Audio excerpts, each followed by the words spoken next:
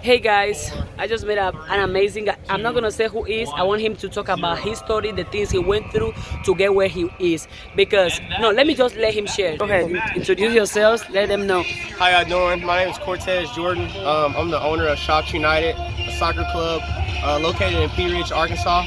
A little bit about myself. I'm from Jacksonville, Arkansas.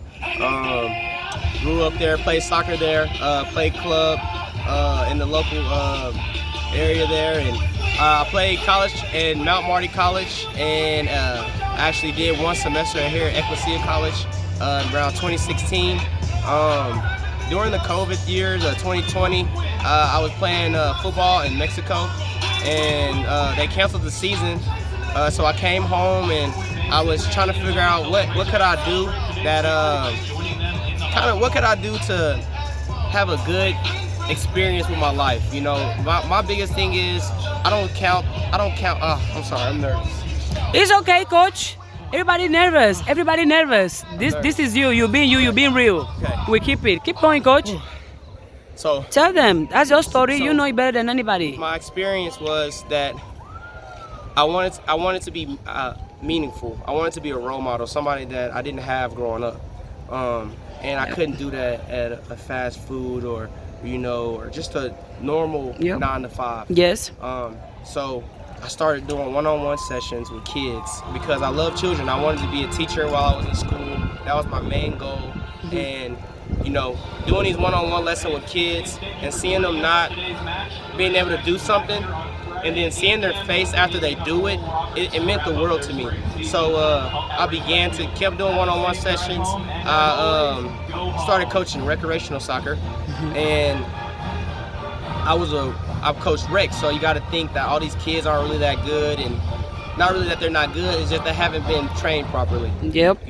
Yes. So that all kids have potential, and that's what I see. I see potential. I never look at a kid for where he is right now. Think about where a kid can go. So I coach rec, and I told parents, hey, I have free sessions. Bring your child out. Just bring your child out. It's free. And it was a huge success. I maybe had 15 kids my first time, and I was very overwhelming because it's my first time with that many kids, and like I said, I get real nervous. So I had that happen, and it was crazy because right when I put a price on it, I lost almost probably 8 to 9 of my kids, and that kind of made me feel like maybe my craft wasn't good enough, or I wasn't good enough. And what I did was I just kept going. I didn't care. I said I'm going to keep coming. But why didn't you stop though? You didn't have money. They didn't believe in you. Nobody wanted to pay. Why kept you going? Why do you keep going? Why? I kept going because there were kids that I was their favorite person. And if I was to give up on one kid, I gave up on all of them because that kid, he'd go to school. If he had a bad day, he knew Coach Cortez had us practice at 6 o'clock. So he made it through his day knowing that he had soccer practice with me that day. So I just kept going for those kids, and word of mouth came, and good karma for me just being a good role model for those guys. They would bring friends to soccer practice and stuff. So that's kind of how it got started, word of mouth, and then I got my first team, 2003 boys. We went to the FC Dallas tournament in Texas, and it was incredible. I got pictures. A lot of my cousin is a go-do-it guy, so I said I wanted a team, and I'm nervous. It's okay, coach. They gotta see the real you, right? You are role model. Role model get nervous too, coach. It's fine. So I had my God, that's my team right there. That's some of my players right there. So those are just guys that really just believe in me right there, and we do team activities like that all the time. We go bowling, and it's more than soccer. It's a family atmosphere. Like I care about these kids. I go to birthday parties. I go to violin, recitals. I go to all these different things. I go to gym. Like know nothing about gymnastics, but I'm the loudest one there because she's excited. My player's excited that I'm there. So it's little things like that. But my first team was my 2003 boys. It was the most emotional roller coaster I've ever had because at the time I'm like 23 years old. And you gotta think 2003 boys are turning 21 this year. Okay, so those boys are grown. Those grown men. Yeah. So I had to deal with, you know, grown men not wanting to be coached, you know, taking things lightly, you know, just being what I kind of was as a 17-year-old boy. So I kind of saw myself in a lot of these boys, and it was again my first team. You know, I spent tons of my own money, personal money, and I had to, because, you know, being what I want to be and a good person, believing in good karma, I had to be the guy to show these guys that I believed in them. So we played in that tournament, and after that, it was just great from there. I had my girls team, 2010 girls.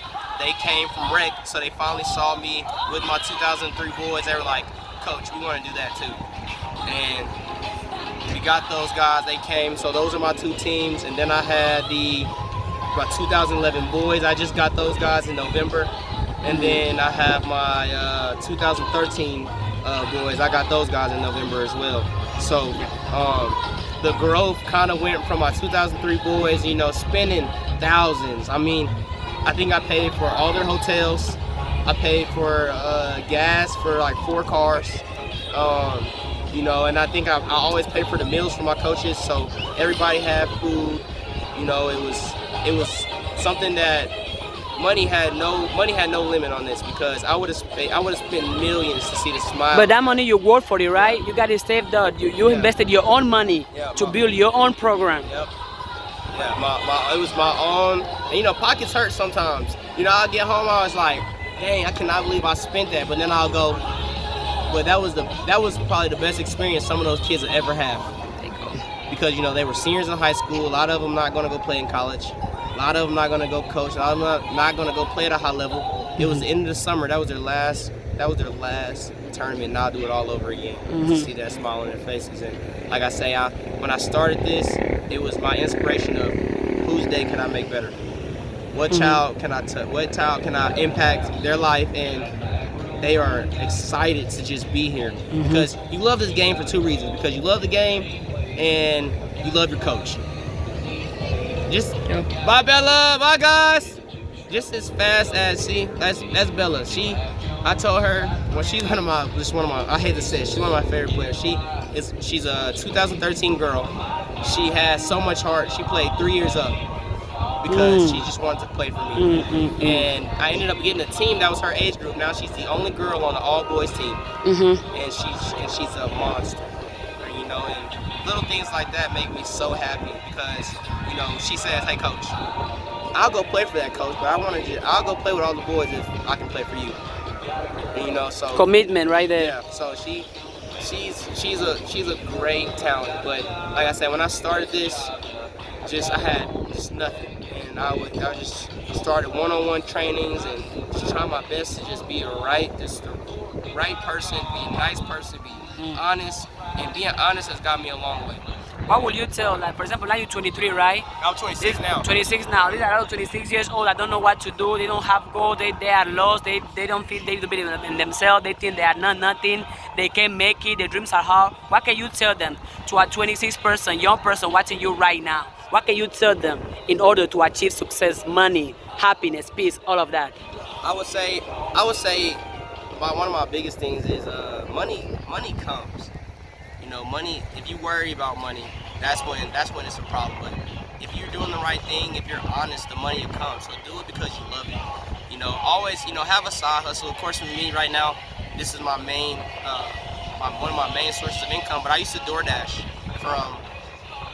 from the morning, the time I woke up to practice. And then right when practice ended, I would go DoorDash again, or I would go to Uber Eats, or I would figure out ways to make sure that I'm still doing what I love and growing at the same time.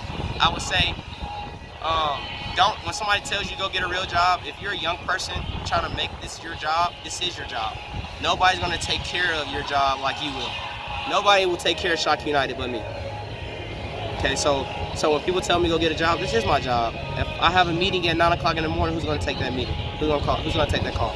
If I'm working for somebody, how can I grow something that I care about? So you got to put yourself first. You got to put your business first. Like, this is your business, so don't give up on it, and don't let nobody tell you go get a real job.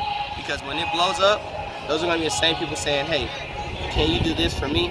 Well, where were you when I needed it? So, you know, you gotta kind of be selfish. You gotta have that. I have a selfish pride when it comes to this. And you just gotta be selfish. You have to be selfish. You have to be selfish. And never settle. You're never done. You can wake up, you can put a little bit towards what you wanna do. So that's what I would tell you. How much money do you started with, money-wise? How much did you started with? If you can remember that, an amount, how much? So I started with enough to buy about Approximately $400. So where you are right now? After all these years, how much have you made, approximately? I've probably made about $30,000 in the past 2 years. Compare it from $400 to how much now? $30,000. Shots United is worth $31,000 right now. How was the journey? How did you approach failures and mistakes in your journey? I kind of looked at it as I'm not very much of an admin person. So, you know, I'm very, like I say, I'm very direct. I would tell a parent, I would tell a mom. I'll find the mom of just one of my players, and I would say, hey, this is what I need. Can you do this for me? I said, these are my weaknesses, okay? I'm a great coach. I'm not a great person on a computer. I'm not a great person with organization and time. So, you know, I get one of those moms, because you get those soccer moms, man, they're on their schedules. So, you know, if I can get mom to help me out, you know, that really was one of the things that I had to learn, because I felt bad asking a parent to help me for something when they pay for something. You know, so I wanted to do it all on my own. But a parent's biggest thing is they just want somebody that cares about their kid other than them. They want somebody that genuinely cares about their kid. So, you know, that was one of the things that I had to learn, to rely on my parents. We're a family. That's when I kind of brought in we're the family thing. So that was kind of my biggest thing. Once I got my organization down, you know, posting on Facebook, posting on Instagram, you know, I really felt like it was a big success for why I've grown so much. I started in March of 2021, actually, I had 3 kids. By that summer, I took a team to Texas, and then by the end of 2021, I had 27 kids. Now this March, I have 48. So from 3 kids to 48 kids right now. Yeah. Is there any books you have read that helped you, or any mentor that you had, or any books you can recommend that have helped you in your journey? So I have great mentors. What I've been doing is, you know, after I have a soccer game, it's not about, for me, it's not about what can I do, because I'm done playing. I'm not playing anymore. So my mentors are these older coaches. I don't go find coaches that are, you know, 28, 29. I gotta go find those guys who've been doing it a long time. And how are they doing it? What's your success record like? You know, and because I never had anybody for me like that. All my coaches were just guys. I never had a coach that was genuinely invested into me. For like high school club, I had to get NCSA. I paid $5,000 for that in high school, just to help myself get to college. So I didn't have mentors. I didn't have people so I had to go find mentors. I had to go find the right circles to get in. And I always say, being friendly and being honest and being genuine has gotten me a long way to find great mentors I've had. And, you know, just those older guys, they're just waiting on somebody to show passion. And if anybody that got any tips or ideas for me, I never pass them off. I get everybody's number. So having mentors for me, it's like, hey man, how did you handle this parent that's worried about playing time? Like, how do you handle this parent that, and they've taught me so much, you know, so it's been good. So mentors are definitely a big plus. Definitely a big plus. What about books? Any books you have read that have helped you, or you remember? Any favorite? I did read a book on, it was about money. I'm trying to remember what it was called. I do not remember it, but it was about how your passion equals money and money doesn't equal your passion. Explain that. So when you do something you love, I'm not worried about how much money I made today. I'm not worried about it because I'm passionate about this. See, if I was money hungry, I would try to be worried about, I would be upset I only got 48 kids.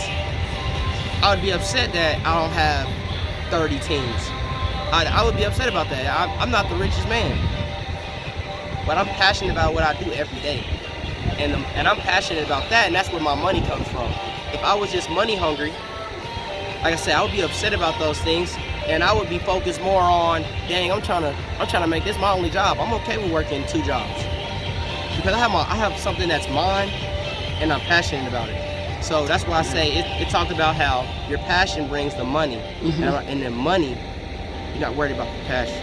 Okay. So that's just one of the things that it kind of stuck with me, and I'm just so happy. Like, it makes me happy. Like, I'm actually going to do one-on-one sessions right after this. I have 2 of them, and it's so amazing. As a young, successful male, there is something I be like, oh, males don't cry, males don't show emotions. How do I approach that? How do you deal with your mental health and the fact that, oh, men not supposed to show emotion? What's your approach on that? I think that narrative is so bad. I think it's a bad narrative. I wear my emotions on my sleeves, because if you're not emotional or passionate about things, do you really love it? Like, and that goes for relationships, that goes for sports, school, anything. Like, the whole that men don't cry thing is just full of crap. Because I cry. I'm having a hard day. I feel like I'm not doing the best I can. I cry. You know, I get teary-eyed when I see my players get teary-eyed. You know, they're passionate about this. That's something that'll make me tear up. You know, and I'm not afraid to tell my players, hey, I cried because I feel like I let y'all down. I tell the parents, hey, I had a long week this week with these girls, with these guys. Hey, it was hard. It's hard on me mentally. And we're actually sponsored by a counseling thing, Thrive Counseling in Jacksonville, Arkansas. They're actually one of our sponsors. So we're sponsored by Mental Health Group. So it's on our backpacks, it's on our jerseys. It's something that we take. I take real. I'm really happy that we have that. Because again, mental health is very important. You mentioned that when you were growing up, you didn't have a role model. How did it feel to grow up without somebody to look up to? But that didn't stop you, because you didn't have it, but you still find your way to become that person for other people. How did it affect you to grow up without any role model or somebody who can guide you when you were growing up? So I would say that it's like a double-edged sword. Because, you know, I had my dad, I had my brothers, but it wasn't somebody that took the time out of their day. Like, it's different when you have somebody that's not related to you take a time out of their day to tell you how awesome you are, to spend time with you, to hang out with you, to just witness you be great. It's hard to do those things. So when I grew up, you know, I was like, I would see it and I would go, dang, that must be nice that this dude that's not even related to him takes him out to go get lunch, you know, or takes him out to go, you know, brings him lunch to school. Like, that meant a lot to those kids, and that would have meant a lot to me to have somebody like that, and you know, to guide me and lead me the right way. These guys have somebody now that has played high school, played in college, played professionally, and all I want to do is get back to them. So it would have been nice, but I don't know where I would be if I had that type of person in my life. So I have to look at it like it's a double-edged sword. I don't know where I would be if I had that person. And I don't know if my passion would be the same if I had that person. But my passion came because I wanted to be that person that I wish I had. Okay. So that's how I kind of look at that.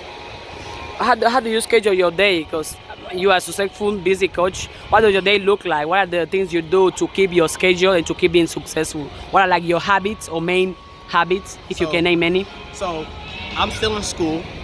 Went back. So Mondays are normally, we have games on Mondays. So that morning I'm usually doing my schoolwork because I go online. Tuesdays are just nothing but soccer all day. Wednesdays I'm working on doing things for homeschool kids. So I usually go to a meeting and try to work and talk about those things. Thursdays are practice days, and I kind of do schoolwork in the morning. And then Fridays, it just varies, man, because like I say, I have 4 teams right now, so somebody has a game. Somebody has a game. Saturday, somebody has a game. So I'm normally busy every day, but the things that I kind of do to keep my schedule is when I was an athlete, so I know the schedule. Be there 30 minutes early, you know, rest your body. Sleep is important, eating is important. So, those same things I kind of do. I still act like I'm the player in a sense when it comes to my schedule. I treat my homework time like study hall, no phone, no nothing. So it's definitely been incredible, an incredible experience trying to balance everything. Last question. Where do you see yourself in 10 years? Coaching in college. That's your ultimate goal? Coaching in Or that's college. where you see yourself in 10 years? 10 years. Coaching in college. Yeah. Any college, any country? Or Anywhere. you're going to make it. You will. Thank you. I know. Well- I was so nervous.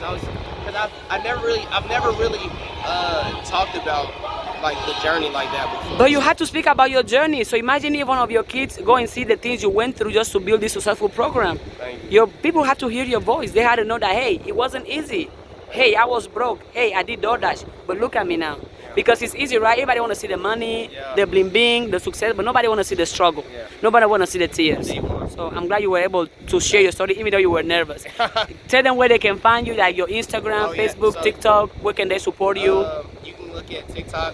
It's Z the Soccer Coach, and then you have our Instagram is Shocked United FC, and then our Facebook page is just Shocked United Athletics. Because I expanded my programs from soccer to flag football. So I'm starting flag football this summer. So I'm changing from Shocked United Athletics. So we have all those. We'll have 2 different sports next year. Well, thank you, Coach, for your time in success in your journey. Thank you. Thank you.